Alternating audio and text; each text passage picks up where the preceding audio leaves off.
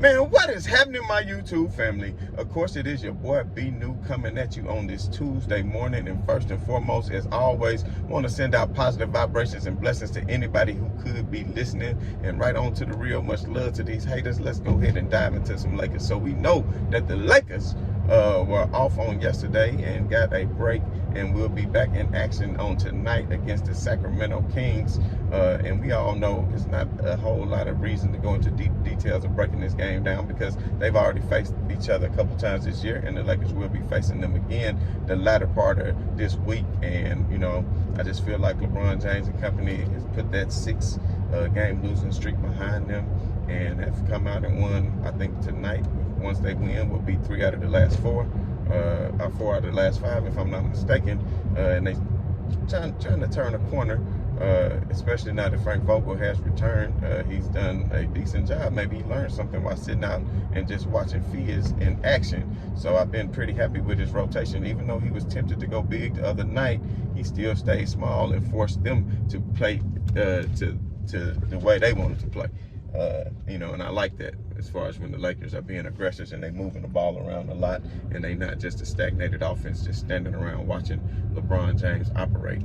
So I expect to see a lot more of that tonight, and I do expect the Lakers victory. But what I really want to talk about on today is everybody always worried about the Lakers. So, you know, I watch every Lakers game I can so I can give you a breakdown of it. But on yesterday, with the Lakers being off, I was able to partake in another game, which was the Brooklyn Nets and the Memphis Grizzlies. Now, anybody that know me and anybody who's been following this channel for a while know that I'm from the great state of Tennessee, and I got number love for the M-Town, and I always put my thumbs up. So with all that being said, it was an absolute pleasure. And it's not because I'm a hater, man, because right on to the real and much love to the haters. I don't hate on the team, but I really enjoy to see Kevin Durant and the Brooklyn Nets get their ass beat last night by Memphis. And the reason why I enjoyed it so much, and you can call it hating if you want to, but the reason why I enjoyed it so much was not only because it was the Beale Street bully beatdown of the Memphis Grizzlies and Ja Morant just doing his thing.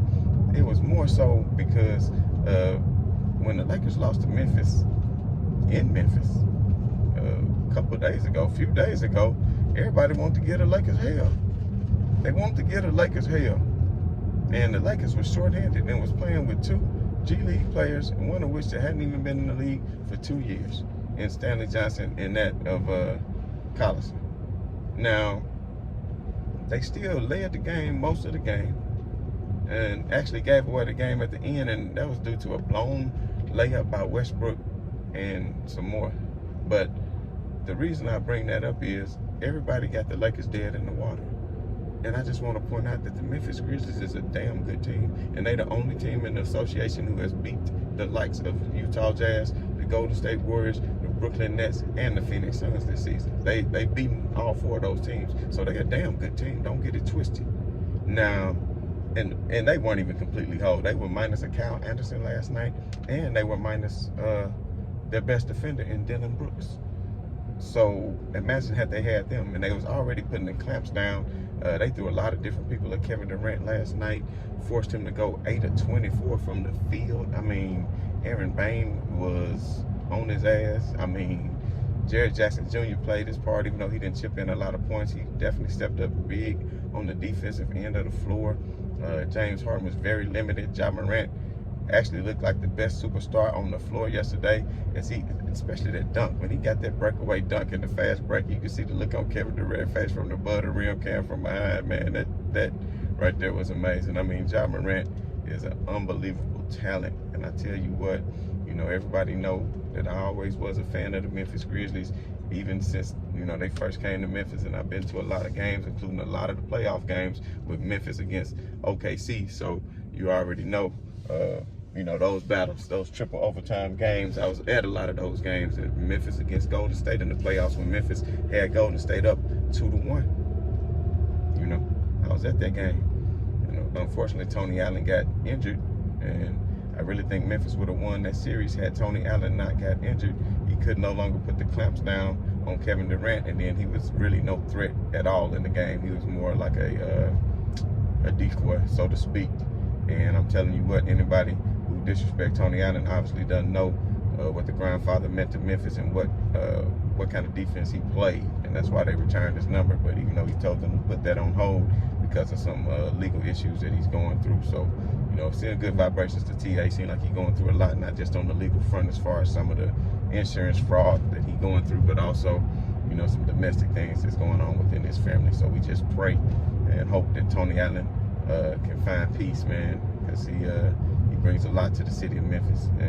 But anyway, point being, last night, Ja Morant is the true superstar. He's going to be one, I don't want to say the face of the NBA. I don't want to go that far, but I'm telling you, he is special.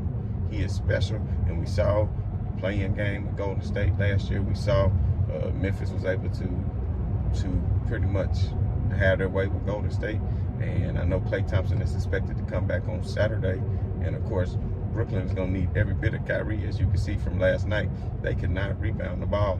And we know LaMarcus Aldridge was out, but they don't really have somebody that can go out and just dominate the paint and dominate the glass, especially when you're going against a team like the Memphis Grizzlies and they having Steven Adams, because Steven Adams, I think he had 12 or 13 boards. He just dominated the glass.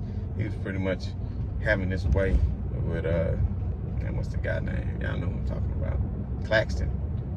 Yeah, Mr. Claxton, who everybody thought was so hard when he got that end of the game dunk the other day on LeBron. But at the end of the day, he could not body Steven Adams. And Steven Adams, I didn't like that trade at first because I thought Valanciunas, y'all know what I'm talking about, was a better center because he could stretch the floor. And he's been doing his thing down in New Orleans. I actually think it could go either way, but I like that toughness that Adams brings to the table for the Memphis Grizzlies. Like, the boy is so tough in the paint that Memphis, I'm telling you, is a for real team that you better watch out for. And we all know the Clippers lost on yesterday, which did the Lakers a favor. So I predict by the end of the week, once the Lakers go on to beat Sacramento a couple times, that the Lakers are going to move into that 6th spot and be out of that play-in tournament part of the 6th spot, because I just feel like they are about to turn that corner, and AD is going to eventually get healthy.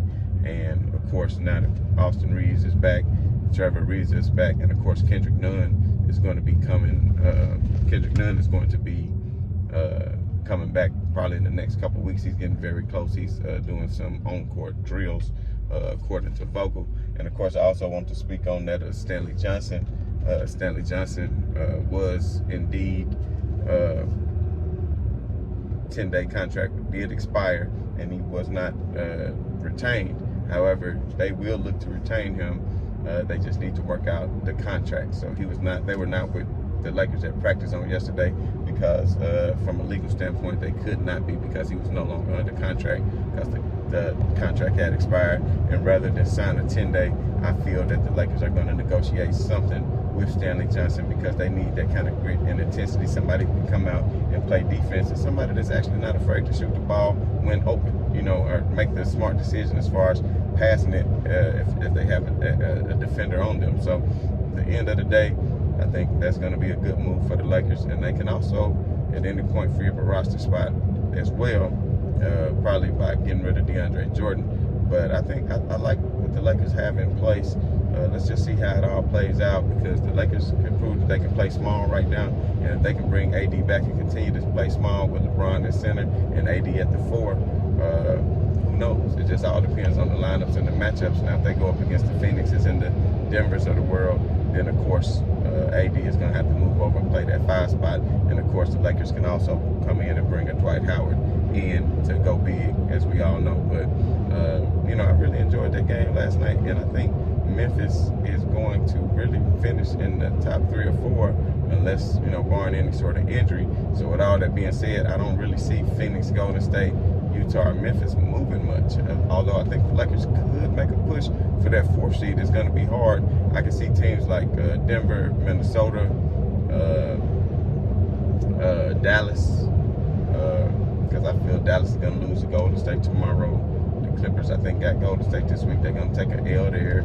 So once everything starts to shake itself out over the next month or so, I can really see the Lakers just being in that 5th spot, which won't necessarily be bad, but that might end up with a first-round matchup with Memphis. But if Memphis continues to win at the pace that they're winning on, they could potentially move into that 3rd spot. But it's a lot of basketball left to be played, and a lot of people don't realize that it's still early. It's still early. Everybody got the Lakers dead in the water, but they need to realize the season is far from over. And I just feel like that when it's all said and done, people got such short memories that they just feel like, oh, Klay Thompson gonna come back. Oh, it's over now. And somebody even said in the comments yesterday, Golden State will mop the floor with the Lakers. Well, they played them once. They only won by 7 points, and they was losing most of the game, although that was the first game of the season. And I know Golden State has been in rhythm, but we all know Steph Curry is known to shrink in big moments, and LeBron James has heart, and so does Westbrook. And I just feel like the stronger mentality and physicality of the Lakers, although with Klay coming back, he does step it up on the defensive end as far as being a great wing defender. And stepping up the defensive intensity. And Golden State, they do play great defense. And when they won their championships, they always been in the top 5 in defense. So let's not get it twisted. They are a great defensive team, and I'm not saying that I'm undermining what they could potentially do. But at the end of the day, I think the NBA wide open. I think several different teams could win a championship this year, including Milwaukee, Chicago, Utah, Memphis, the Lakers, Golden State. For some reason, I just don't. Phoenix, I think they had a capability, but I don't know if they really had a heart. You know, I just don't really know if they had a heart.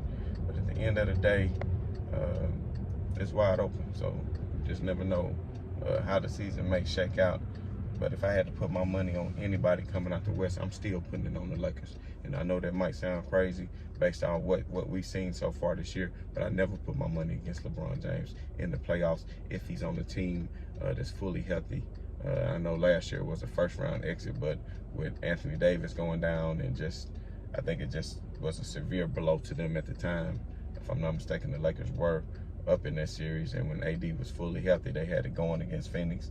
And I just feel like if the Lakers had got past Phoenix, that they really, especially with the injury to Donovan Mitchell and all the other injuries that happened last year, that the Lakers in Milwaukee would have been a damn good finals. But it was not to be. So at the end of the day, this is a new year. I'm looking forward to what's going to happen. So everybody stay tuned in. We can talk basketball every day, all day. Y'all let me know if there's anything else. I know I did my GOAT countdown. And I got down what I did from 33 all the way down to 4. So I do need to finish that up. Maybe I can come in later when I get back to the house and go ahead and take care of that. But at the end of the day, man, it ain't nothing but love to everybody. So as always, this your boy B New saying right on to the real. Much love to the haters. I'm out.